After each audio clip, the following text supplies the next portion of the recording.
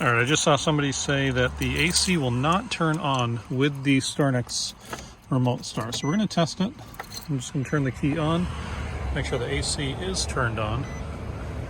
Then I'm going to remote start it, and then we'll see if it blows cold air with the remote start. So I'm going to lock it. And then we'll do the remote start.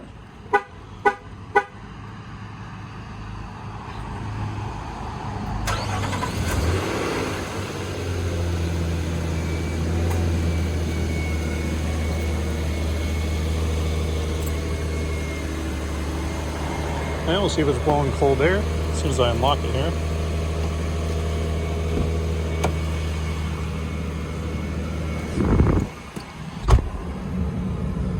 And it is in fact blowing cold air.